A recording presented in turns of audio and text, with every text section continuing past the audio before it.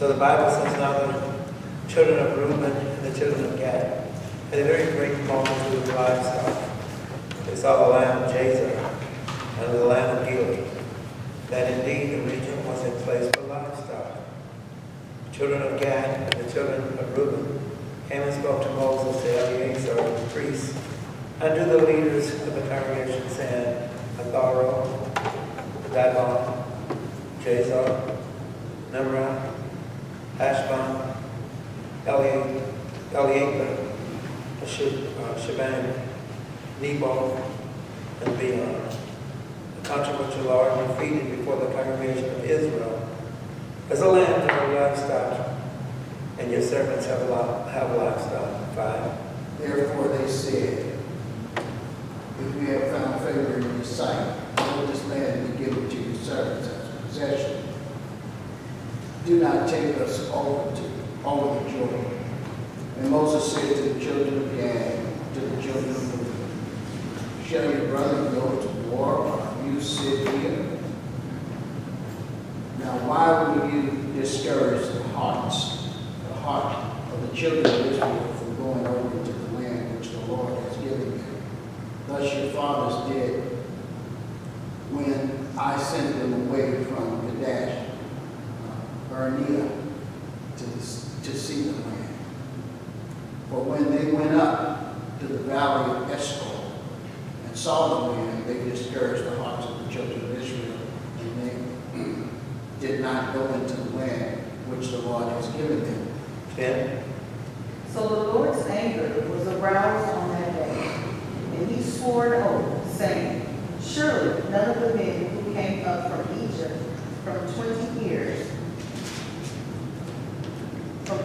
old and above, shall see the land of which I swore to Abraham, Isaac, and Jacob, because they have not wholly followed me, except Caleb, the son of Jephunneh, and Kenizzite, and Joshua, the son of Nun, for they have wholly followed the Lord. So the Lord's anger was kindled against the Israelites, and he made them wander in the wilderness for 40 years, until all the generation that had done wickedly before the Lord was finished. Now look, you are standing in your father's place, a brood of sinners, to increase still further the fierce wrath of the Lord against the Israelites. For if you turn away from following him, he will once again abandon them in the wilderness, and you will be the reason for their destruction. 16. Then they came up to him and said, we would like to build camps here for our livestock and cities for our women and children. But we are ready to arm ourselves and go ahead of Israelites until we have brought them to their place. Meanwhile, our women and children will live in fortified cities for protection from the inhabitants of the land. We will not turn out our homes until every Israelite has received the inheritance. 19. For we will not inherit with them on yonder side of Jordan or forward, because our inheritance is fallen to us on this side Jordan eastward. And Moses said unto them, if ye will do this thing, if ye will go armed before the Lord to war, and will go all of you armed over Jordan before the Lord, until he hath driven out his enemies from before him. 22. And Lenny, you want to read? Go ahead. 22, and the land he subdued before the Lord, and afterwards he shall return, and be dealt with before the Lord, for Israel, and this land shall be your possession before the Lord. But if you will not do so, behold, you have sinned against the Lord, and be sure your sin will find you out. Build your cities for your little ones, and folds for your sheep, and do what? And do that which has proceeded out of your mouth. 5. And the children of Gad and the children of Reuben spoke to Moses, saying, Your servants will do as my Lord commands. Our little ones, our wives, our flock, and all of our livestock will be there in the city of Gilead. But your servants will cross over, every man armed for war, before the Lord to battle, just as my Lord said. And that's where we're going to stop at. Let's roll back. Isn't that going to be that one? No way, but let we roll back. And we roll back to this, and we're going to roll back to, I guess I started to say 6. 6 is that Moses said to the children of Gad and to the children of Reuben, shall the brothers go to war while you sit here? Remember, this was the issue, right? So that was the issue concerning it. And then you flip your paper over, just flip one page over, and you should see why today said comfortable. You see it? You see it? And you flip it. Everybody flip. You see it? You gonna be comfortable? 32.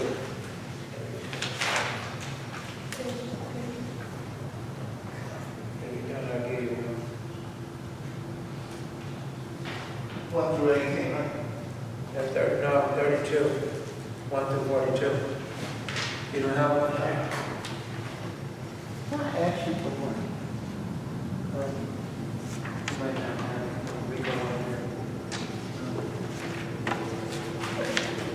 Where's my copy? You got your copy, I gave it to you.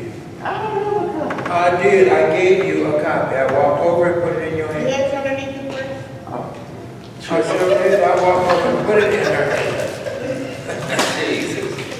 Your cheese was split up with crackers. So, I repent. that's okay. So why should, flip it over, you should see it. Why should they sit comfortably in a place that has been conquered by the people?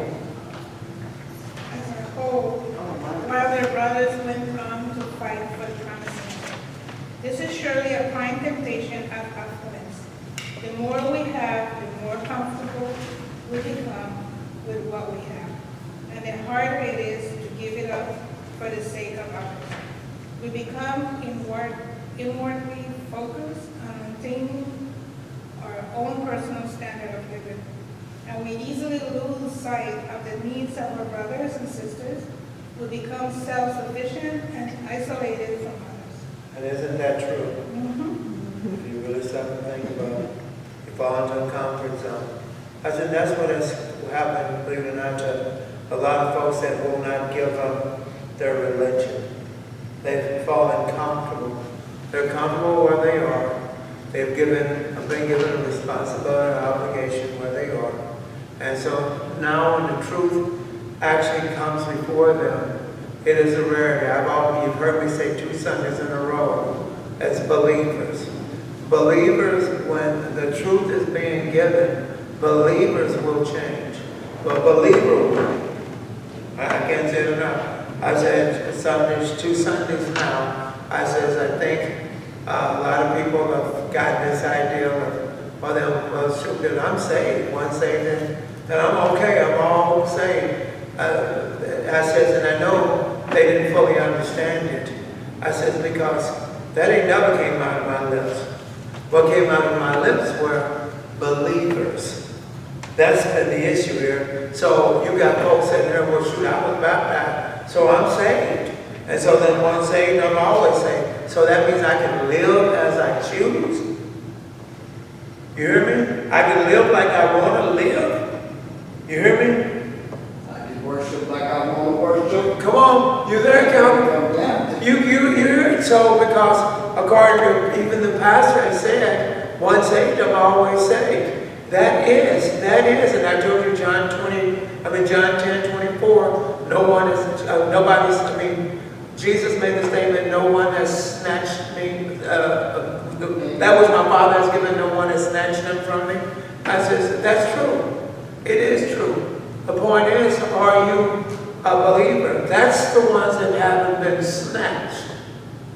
That's the ones that haven't been snatched. Just because you show up Sunday morning don't mean that you are a believer. Just because you show up to Tuesday doesn't mean you're a believer. It just means this is what I'm going to do. But a believer is willing to make a transition, willing to make a change in their lives, willing to make sacrifices in their lives. A believer, that's the one that has never been snatched out of Jesus' hands. And I said that that's the ones that will, once saved, always be saved. But then, looking at where we are, you need to understand what's going on. They have seen some land. They have fallen in love with the land. They have seen how it would be healthy for their cattle, for them to stay. It's best we just stay here and look at how beautiful this is. And that is the mindset of a lot of us. Well, shoot, I'm okay. I'm living right. My bills is paid. Everything is decent. I'm good. And then watch this. And then God forbid, I get a little bit more change in my pocket. So now, not only am I living, not only was I living good, but now I'm living large. I'm not just living good, but I'm now living large. So now, not only do I have my bills paid, but I can save some money, and I can also, watch this, and then I can also do the things that I want to do. That's comfort. Now you've fallen into comfort. And this is what has happened to the tribe of Reuben and Gad. You've fallen into comfort. You looked around, you saw how beautiful this is, and how healthy and how wealthy this is. And so, why would I need to go on the other side? I made that statement so that you could see it. Your verse 7 says what in your Bible? Your verse 7 says what in your Bible? Why will you discourage the heart of the children of Israel from going over into the land which the Lord has given them? So then, now Moses has got a beef. Moses is angry with them. But not only Moses, who else is angry with them? Would you say? God. God is all over. What did God promise them?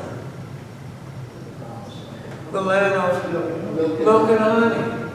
And if you haven't crossed over into the land of milk and honey, then how can you say this is good? How can you call this something great when you haven't even crossed over? If this looks good to you, Reuben and Gad, then it just logic, just a little logic here. Then if this looked good, then what would it look like on the other side? Do you hear me? Then what would it look? If this looks good, then wow, I wonder what, but you didn't think like that because you fall into your comfort zone. This is what makes you feel good. And so, God forbid I come out of my comfort zone. God forbid, I'm what we call rocking chair Christian. I'm saved, so all I need to do is just wait on the Lord. Your Thessalonians letter told you that was a no-no. He told them that weren't working to go back to get a job. He made another statement. He says if a man doesn't work, he doesn't eat. Remember that? He said he doesn't eat. So here's Reuben and Gad that have fallen in love with territory, which are an area of great concern because it feels so real to them. But watch this. Then it's got to be explained to them. Remember, Moses has mentioned to them. And then watch what says what's going on. But then your verse 8 says what? Thus your fathers did when I sent them away from Kadesh Barnea to see the land. Come on. For when they went up to the valley of Eshon and saw the land, they discouraged the heart of the children of Israel, so that they did not go into the land which the Lord had given them. So then now you've got an issue. Look at your 8. It says, your fathers did. Thus your fathers did. You got to see this. Did. So this has already taken place. So then you've already got an example of what will happen. if he's taking you back, because that's what he's taking you back. He's taking you back to see, did you forget what happened? And what is it in Kadesh Barnea? Did you forget what happened? He says, maybe you did, so let me help you. He goes on farther and he says, so when they went into the valley of Ashdod and saw the land, they discouraged them. Isn't that something? How did they discourage the children of Israel? He's explaining it, and he's going to explain more and more, and so that they will completely understand. And what did those spies, those 10 spies, and what did they do? They came back, 10 of them came back with a what? With a negative report. No, we can't take the land. You know, it's giants in that land. You know, watch this. And then they also came back with proof. They had on, remember, one man had on his arm, the other had on, and they had just a string of grapes, and they were so huge and so heavy that you had to put them on a stick to carry them back. So they were showing how, in their minds, what we're demonstrating is how big the fruit is to feed. You got it, to feed a giant. So it's big enough to feed a giant. So we can't dare take that land because even the fruit is huge. Over there, you know, we probably eat 1 or 2 of these and we done, and they just keep dropping like they're grapes. See what I'm saying? Like they're grapes. So they sent out the message of discouragement. And in sending out that message of discouragement, what happened to the Israelites? Here's what happened. Read your Bible. The Bible says what? Here's what happened. Read your Bible. The Bible says what?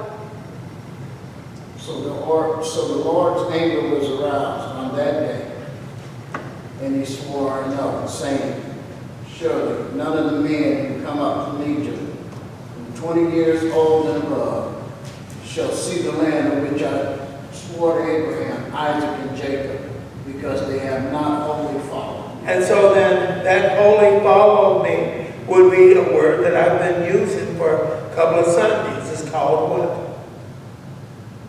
Believe. It's called believe. Because they didn't believe. Because I haven't seen God.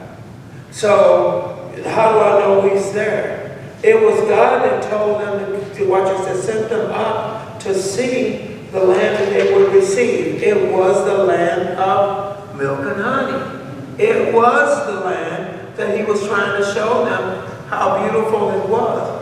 Well, you say, well, all of this, Brother Thompson, where are you going with this?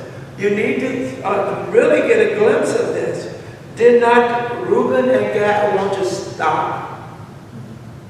Didn't they want to stay on the other side of the Jordan?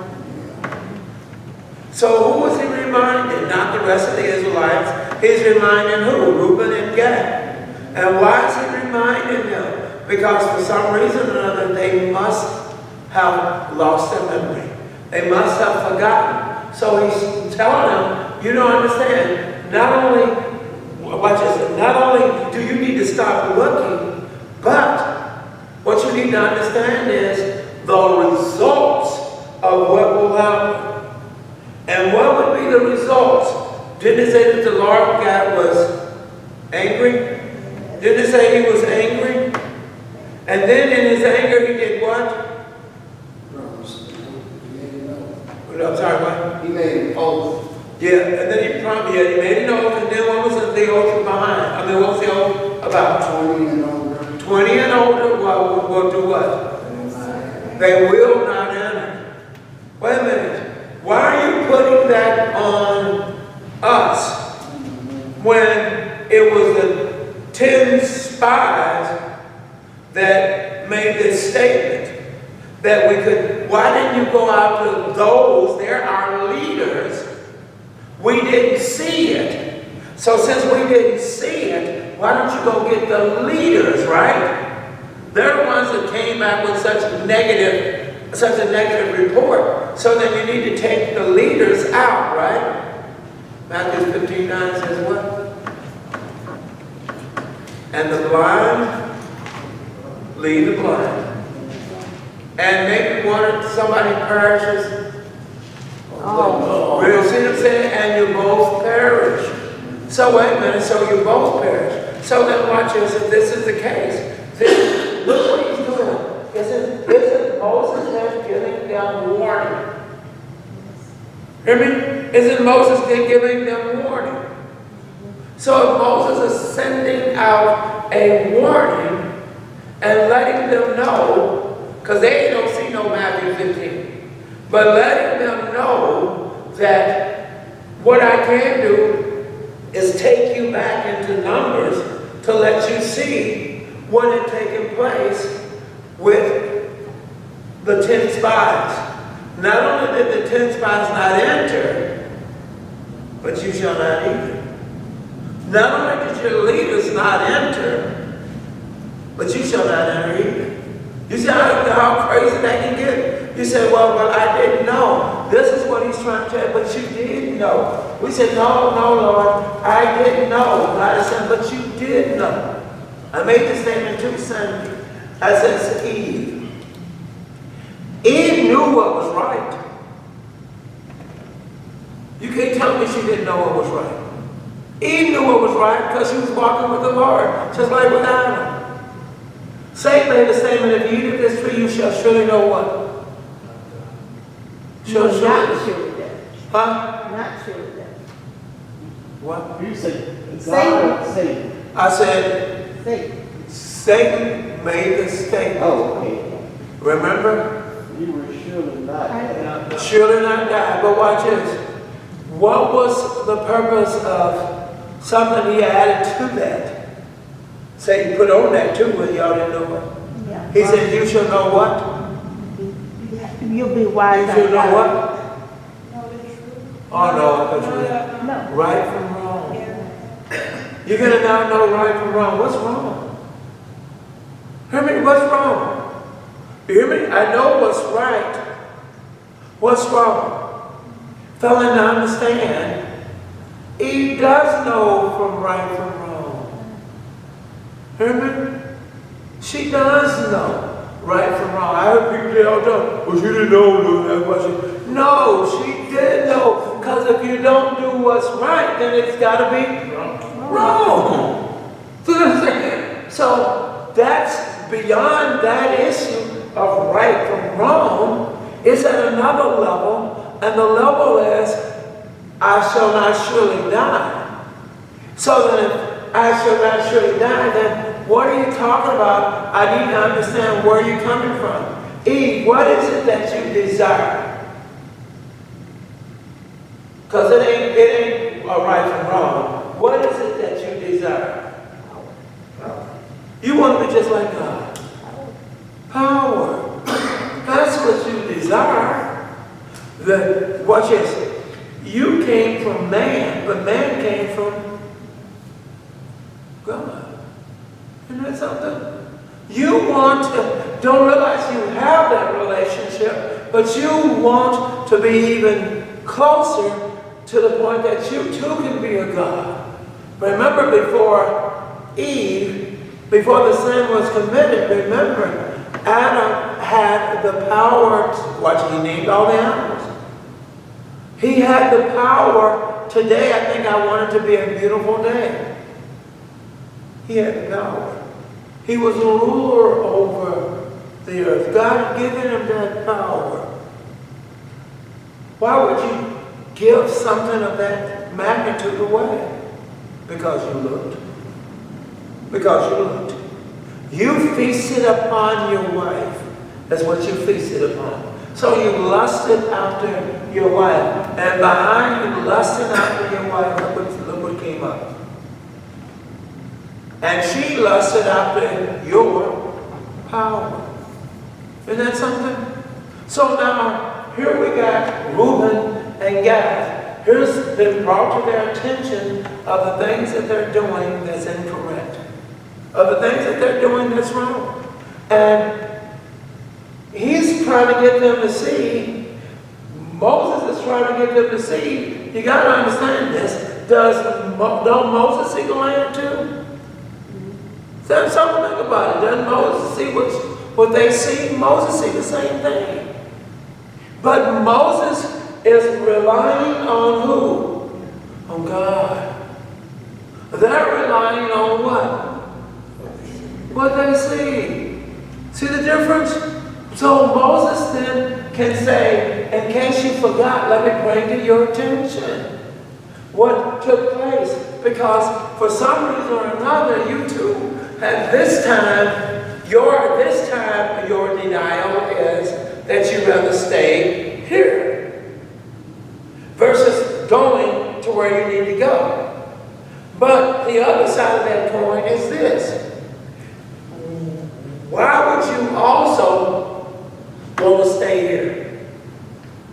If you already settled in, why would you also want to stay here? Something you won't have to do. Work. Well, what kind of work though? War. A war. See what I'm saying? You won't have to go to war. If you stay over here, then you won't have to go to war because you're not a part of that.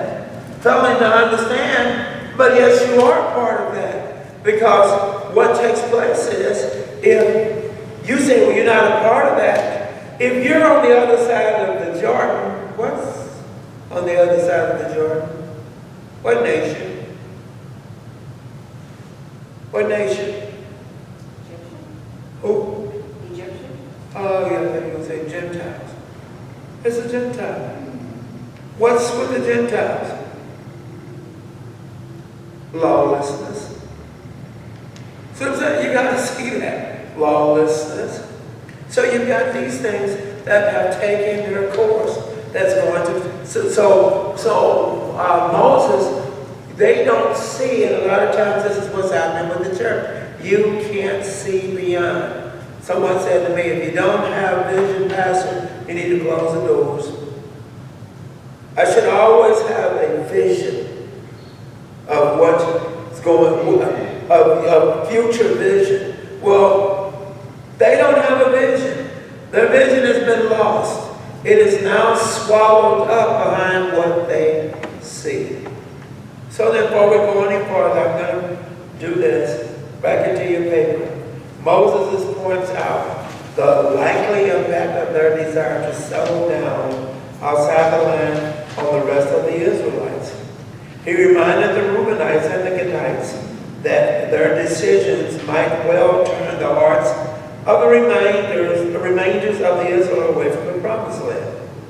After all, why should the rest of Israel battle the inhabitants of the land of Canaan for a foothold there if the Trans-Jordan was just as good a place for them to settle? The half-heartedness of the Reubenites and the Gadites might become contagious and lead to Israel failing to follow through with the conquest.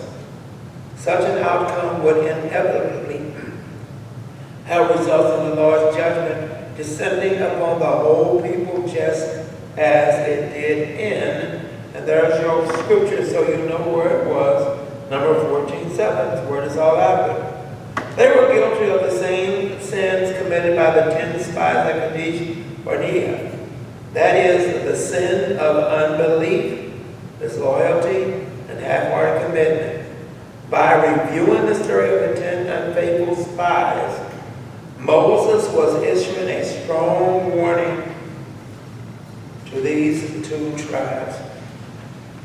I can't say it enough. That's what you hear all the time coming out of my lips. A warning. A warning that on how we should be living. A warning on stop living like you're living. A warning on how probably you've forgotten the God that you claim you serve. So then watch this. I says, by looking at our text, you went in, you dealt with 9. So watch this. I said the 10 spies had discouraged the former generation from entering the promised land. This was exactly what these two tribes were in danger of doing, discouraging the other tribes from entering the promised land. You see how dangerous that is? Do you see how dangerous that is? You want to stay on this side. Watch this. Somebody else looks and say, what? Wow. You know, they're going to stay on that side. You know, the nerve of them staying on that side. How could they stay on that side when they know we got to cross? But when you do look at the land, it does look nice. So why don't we all stay over here? See how that can twist, see how that can change? And Reuben and Gad, why would they have, no, why don't we pull straws? You hear me, God? Why, we're going to stay. Well, you know, you right to land, so what makes them special? Why don't we stay too? You see how crazy that can get? Jealousy can come in, envy can come in, strife can come in, all these things can come in. Well, sure you all saw it. Sure you all have made a decision.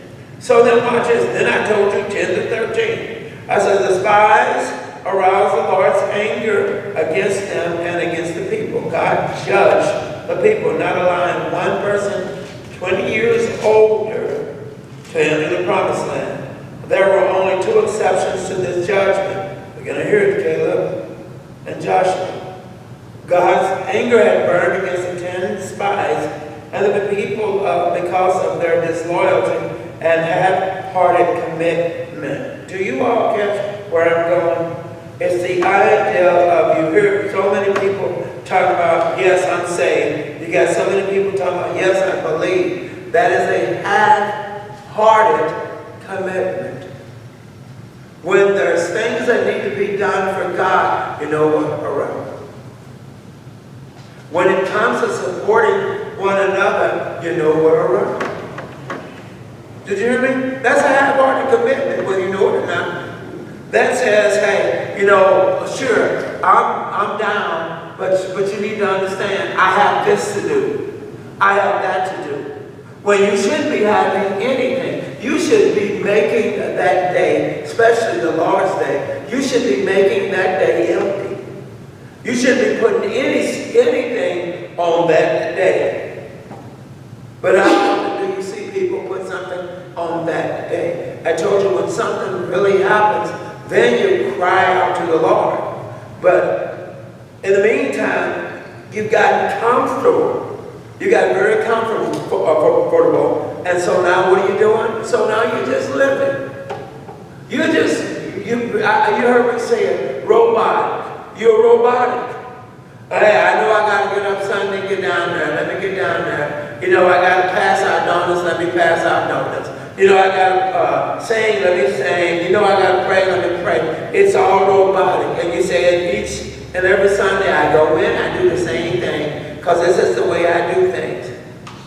And you believe that God recognized that.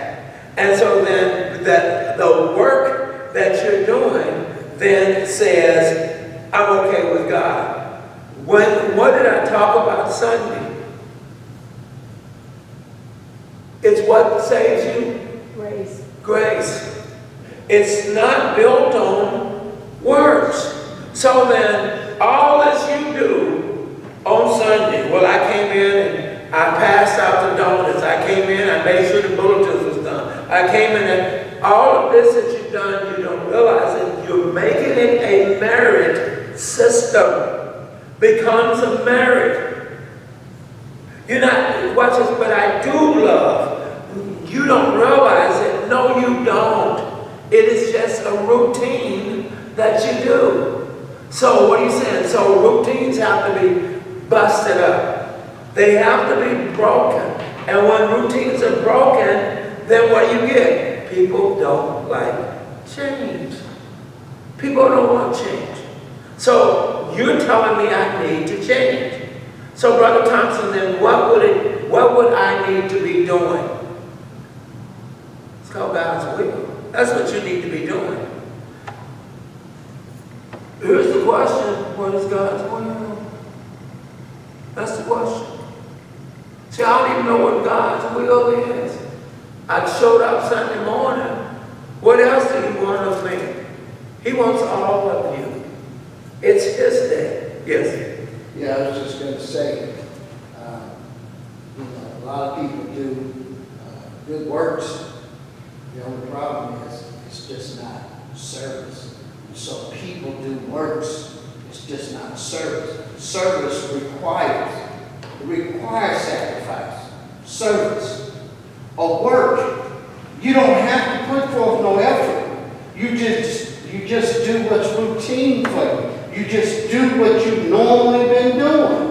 And God forbid, if something comes up to take you out of your routine, you're stuck. You don't know which way to go, what to do, how to handle the situation, or whatever.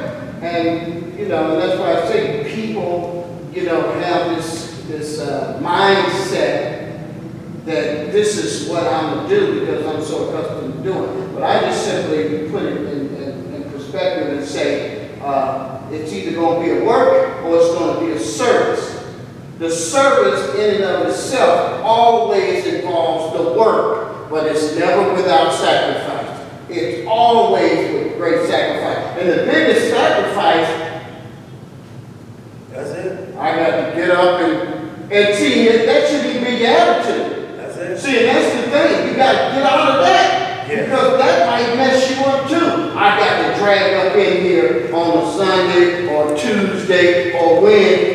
I shouldn't have to drag. Right. I should be just like I see the Apostle Bond, sir. I should be willing That's right. to do. I desire. Yeah. I desire to be here. And it's- I want to be here. The God that I love. The only way I will learn more and more about who He is to be in a study.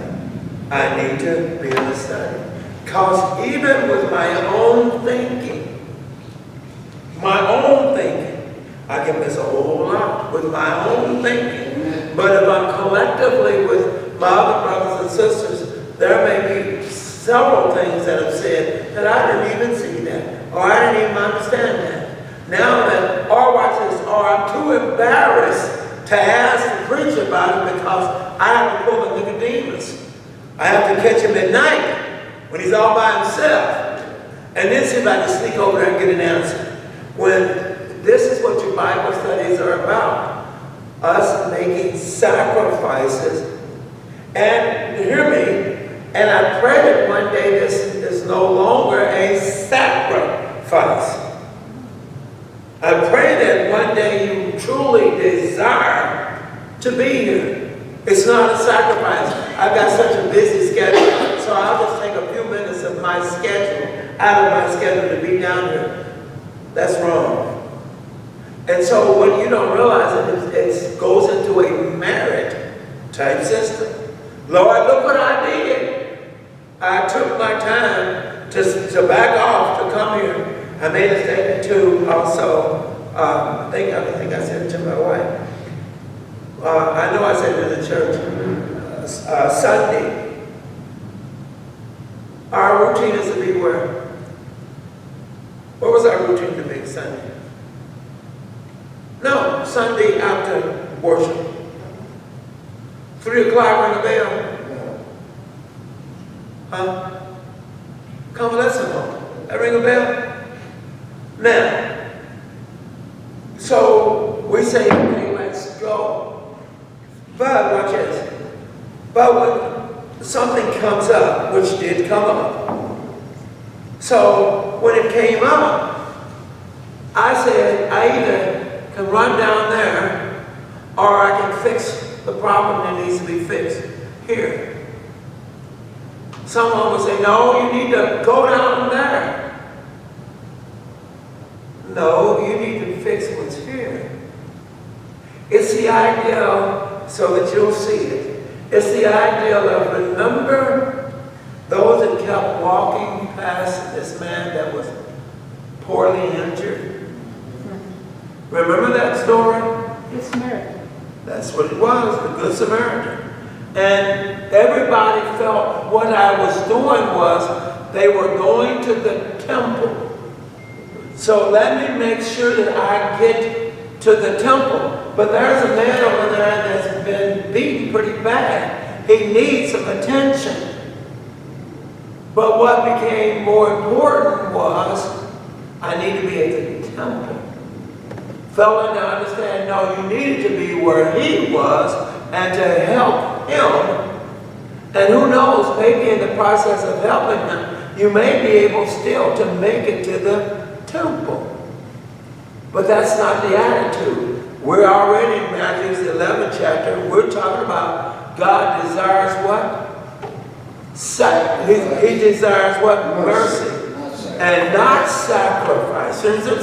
So what do you mean? So God is saying, what I'm looking at is, here's what you see routinely. Here's what I'm bringing to your attention that needs to be done. I recognize when you do well, when you do good, I recognize that. To the point that and I said in Matthew the 25th chapter, to the point that, Lord, when did I do these things in your name? I mean, these are those, that is the deed that he's talking about. I mentioned it sidebar. Huh? Yes. When we stop and truly commit ourselves to God, then I'm not saying you don't remove that you don't need to be here because you need to, because something will go on, so you need to miss study. That's crazy.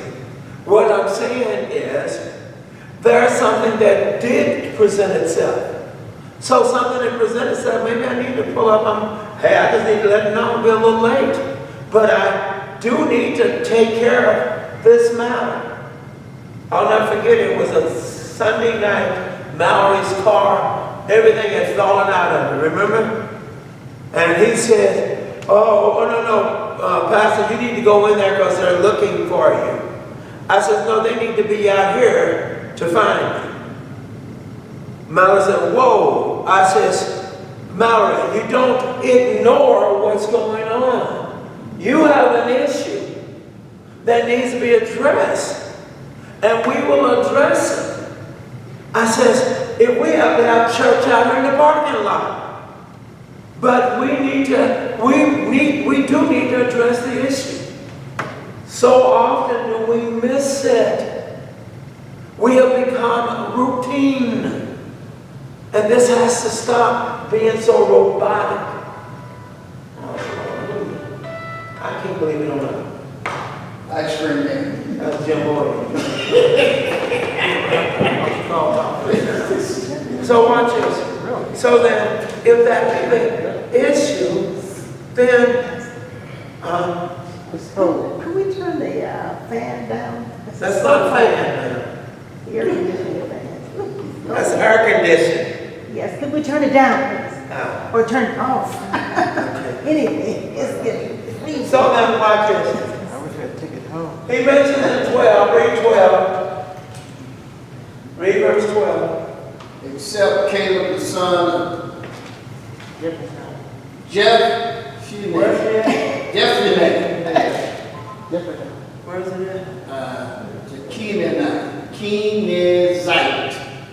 Kenizzite, and Joshua the son of Nun, for they have wholly followed the Lord. So what was the issue in 11, the last part?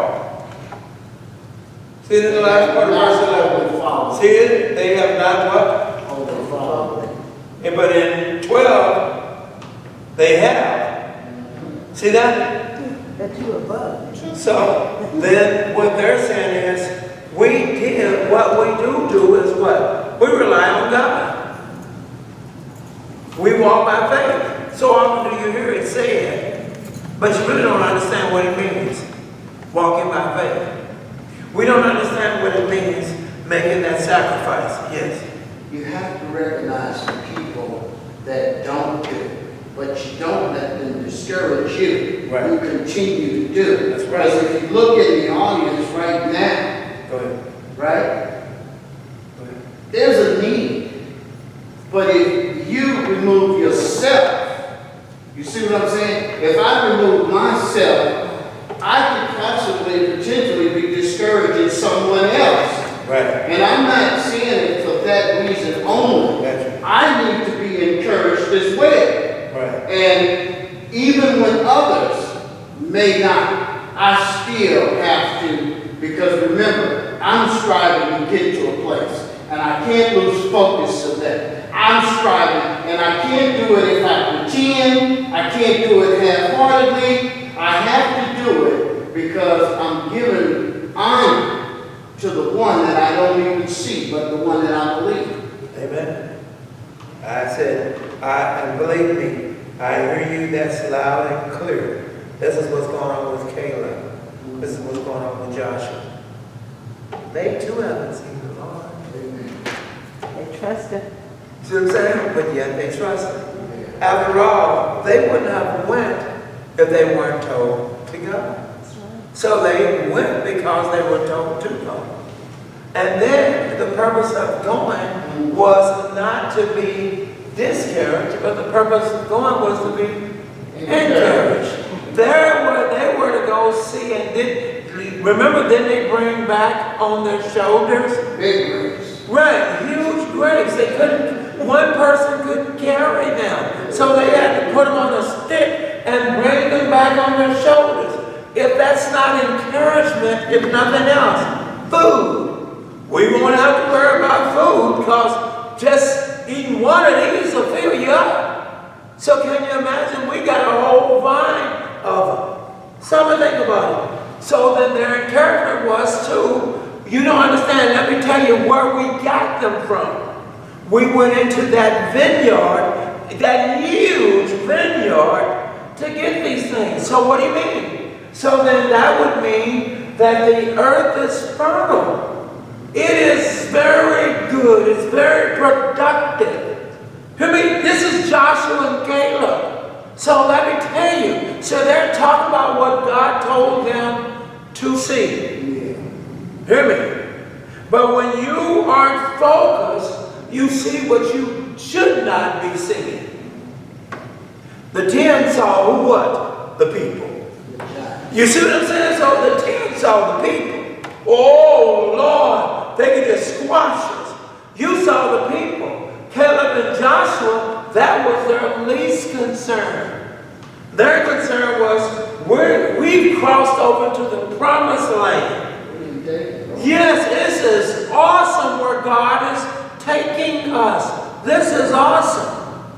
So how is it that Reuben and Gad, you don't see it? You caught up on this side. You caught up on what you see, but you don't understand. Didn't Caleb, didn't Joshua just tell you what's in that promised land? Did you hear what I'm saying? Didn't they just tell you what's in the promised land? Didn't they just show you what was in the promised land? Now watch this. Did the 10 show you the men? No. You hear what I'm saying? I've even shown you what God is going to give us. They're coming back giving you a report about someone they haven't even, watch this, that you haven't even seen. And you trust them. That's why I say with the church, this is what's going on with the churches. I don't care what, I like your statement. I don't care what's going on. You remain faithful.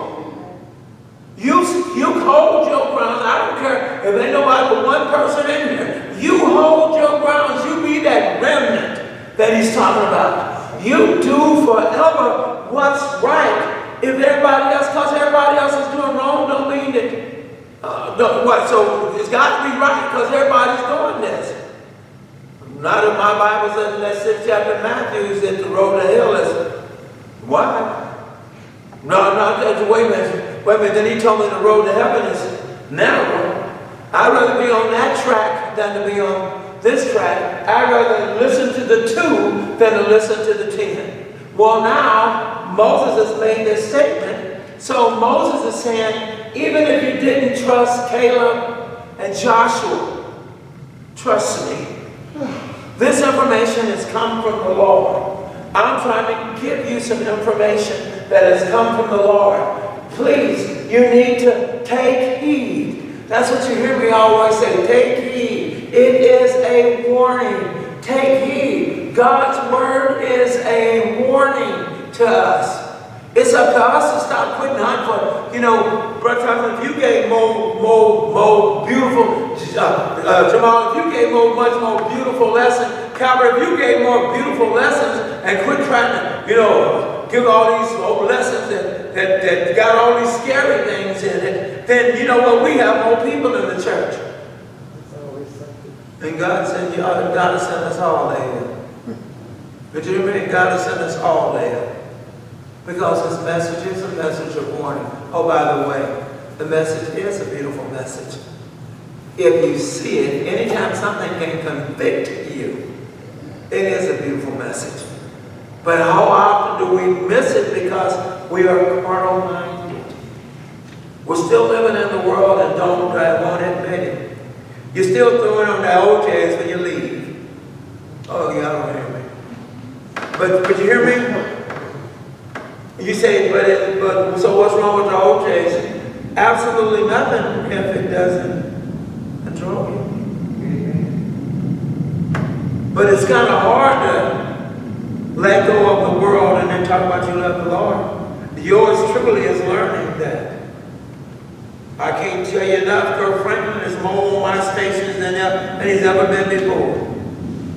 Did you hear me? Than he's ever been before. What are you doing? RESN. What are you saying? Aren't you listening? I'm not listening to. I couldn't tell you what's the latest song. I'm serious. I couldn't tell you what the latest song is now. What are you saying? I'm molding my thinking to say, who cares? Listen to someone talking about the Lord in a song. It's encouraging. Versus the OJs or the Temptations or the Intruders or whatever it is, Mark. Stop and think about it. Somebody says, now you're telling me I shouldn't listen to them. No, all I'm telling you is stop and think about it. It's what you put in, it's what you get out. That's right. So I told you, I'm guilty. I'm learning more and more how to feed myself. More and more how to feed myself. Feed yourself with things that are wholesome. You don't need to hear about me and Mrs. Jones. you like you don't know what's happening. No, that ain't no dramatics. No, that ain't. Me and Mrs. Jones is Billy Paul. Well, the original is Billy Paul. Yes. But the melodramatic version. But the original is Billy Paul.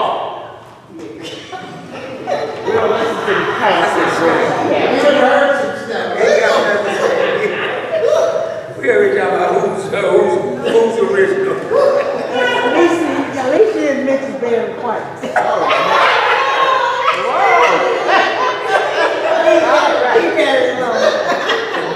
See, I didn't mention Barry. What you mean? What you know about Barry? Chuck Berry? Barry had an orchestra.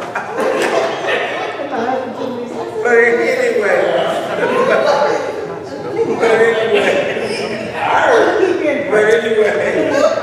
Verse 13 says this. Back at the end.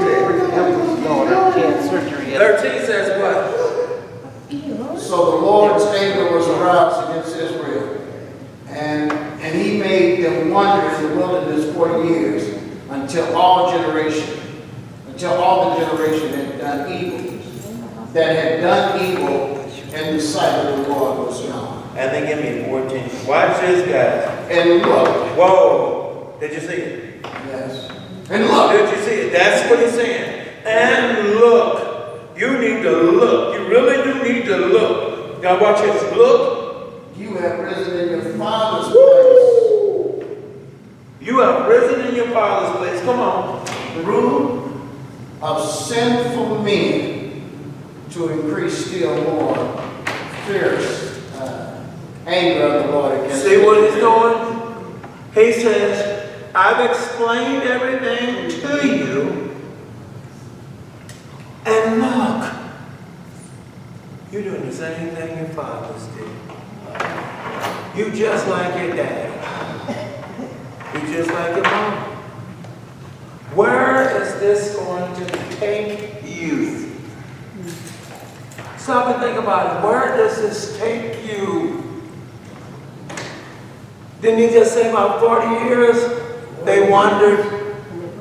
until all of us. So, watch this. I'm bringing something to your attention. Because apparently maybe you have forgotten. Maybe one of your parents didn't teach you. Remember, that generation is gone. Maybe they didn't teach you, so let me teach you. Let me get you up to speed so you will know what happened. If they haven't told you what happened to your mom and dad, let me tell you what happened to them. So all they did was wander around in the desert for 40 years. That's all they did. God still took care of them. Their soles of their shoes never wore out. Their clothing never ran bad. So God still took care of them. But he made the statement they would not see the promised land. Where are you going? The New Testament? The New Testament is the same way. What are you doing? You are so busy trying to please you.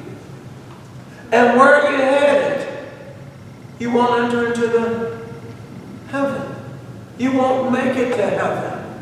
That's why I made the statement. I said, and I know so many were sitting here, didn't understand. All I could hear was, yes, yes, yes, brother. When you're not really hearing this. Because if you heard this, it is believers that will receive eternal salvation. It's believers that have never been snatched out of God's hands. Believers. It's not the half-hearted that have made a commitment. They made a commitment, but they made it half-hearted. If it blends in my schedule, then amen. If it does not blend, then I'm sorry. See how that goes? This is what's going on with the church today. Brother Thompson, if you would end your lessons, give me a concrete time that you're going to end your lessons, because I remember it used to be 12. You've been going to 12, 15 now. So I need to know, because I need to set up my crock pot and make sure the food is cooking. And I know that I'll get back home in time. You need to know I need to work on what? I need to walk my dogs. I got 2 of them. So I need to hurry up and get home. Oh, y'all need to hear me. You know what? I got to go to work tomorrow. So I need to get my rest. And so, Brother Thompson, please don't take up too much time. And by the way, in 19 days, football season is here. So you know what? Start learning like you do the children. When the summer is over, how you start to wean them back into their sleeping habits. So, Brother Thompson, you need to start weaning us back in to get us back to 12 so we can get out of here.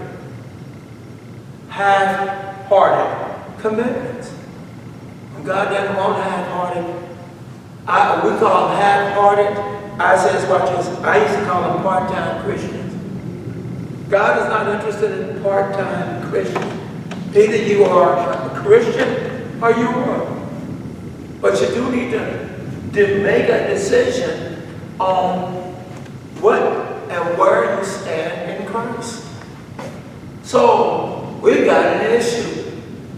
We've got an issue at hand. He's brought all the attention for them to understand what's going on. I guess they got it now. Let's read it. Rico said a mouthful to me when he came in here. He says, as I study more and more of the Old Testament, he says, you think those people would have changed, right? Rico, by hearing it over, seeing it often and often, you think we would have changed by hearing the gospel over and over? You think we would have changed and said, hey, you know what, I'm going to break these routines. I'm going to commit myself to God. There is nothing that's going to stand before me and my God. I've said it so much. Somebody said, well, but my job, I am not talking about your job. I'm talking about when you know you ain't got to be there. where you should be. I'm talking about when you know you got out, but you still now, why the saint said, you're right, it's too late now. Ain't no need you coming. That is the work of Satan. That is not God at work. I bet if you had made that, here I have made this left, and then I ran into a major accident when if I had made a right towards the church, I'd have missed it. But you hear what I'm saying? So often do we miss these things. So then watch this. Robert? 15. Yep. For if you turn away from following him, he will once again leave them in the wilderness, and you will destroy all these people. See what he did? And did you see it? And did you see it? And if you do what? Turn away from following him. What? So what did you say, Rico? Once again. You see it? It ain't like they didn't do it. You did. He said once again. You've done this before. When do you stop? When do you pull the plug? When do you start doing what's right? I've said it over and over. When do you finally say to yourself, I'm going to do that which is right? Just finally just say to yourself, I'm going to do this. And anybody that wants to be a part of me, you can follow, because I'm going to do this. Believe me, here's something been running through my head a lot, especially when I get a little discouraged. I always think about Paul. I said, I'm sure he has some trying times. Did you hear me? I'm sure he really did. And yet he never gave up. He was never discouraged to the point that, why am I doing this? Paul was forever. Can you imagine how he should have been discouraged many times? But Paul just kept doing it. He just kept at it. I look at all the apostles and say, wow, it's amazing how they made a decision. And the decision was to follow God to the point of death. Stop and think about it. To the point of death. I don't care if they kill me. I'm going to do what's right. I said, when we get that in our heads, I'm going to do what's right. We're going to be all right. Because my time has expired.